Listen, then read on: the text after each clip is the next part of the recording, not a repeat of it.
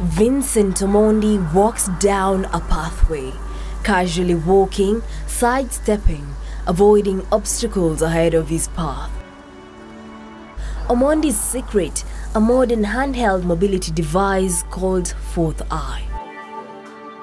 The device that can be used with a white cane is designed for visually impaired persons, enabling independent movement by emitting a high-frequency sound wave that bounces off objects as far as 6 feet before registering a light vibration on the user's palm.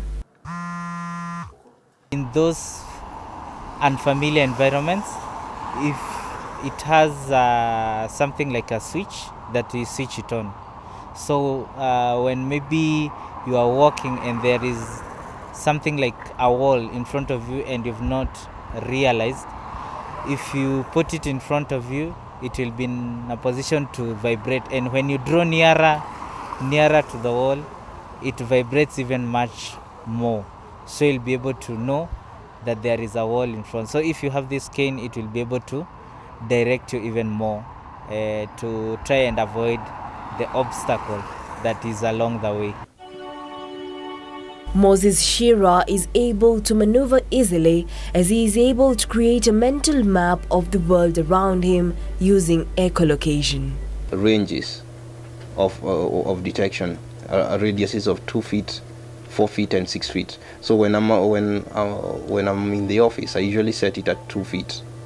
So that's because it detects objects that are way nearer, in a nearer kind of radius, so that I can actually make my way around in between seats, tables.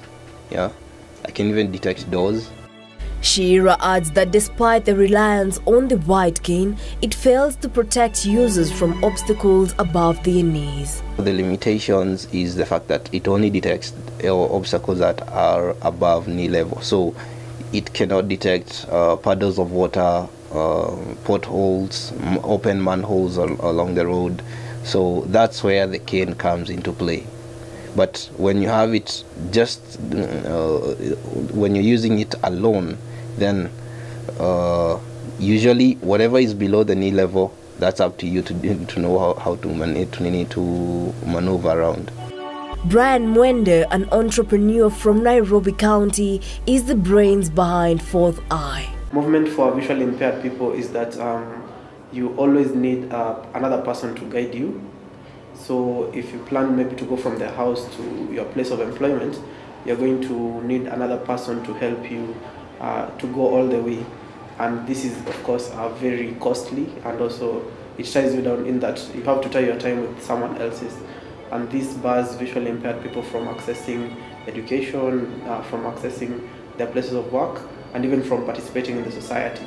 At the terrain and the accessibility of our towns and buildings for persons with disabilities, whereby even transport is a challenge for these people. What am I saying here? I'm saying that when you look, when this person is using a cane in urban towns like in Nairobi, we don't have traffic lights, special traffic lights to assist these people. Mwenda, who has an engineering background, developed the device from scratch and hopes his invention will address a variety of navigational challenges faced by visually impaired individuals. The device has an obstacle detection system, which is the main part of the device, and we use echolocation in the device. Echolocation is where it sends out a sound pulse. Then as the sound bounces off obstacles, the device can calculate how far the obstacles are and the nature of the obstacles. And feedback to the user is through vibrations. So depending on the vibrations, like when you move around the device, you can feel your environment, and depending on the vibrations, you can tell the nature of the obstacle in front of you.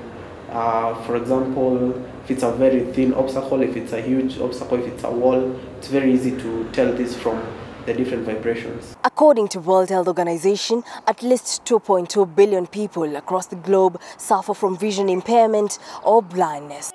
National Council for Persons with Disabilities estimate that there are 950,000 people with visual disabilities in the country. The council saying that they intend to lobby for more disability mainstreaming.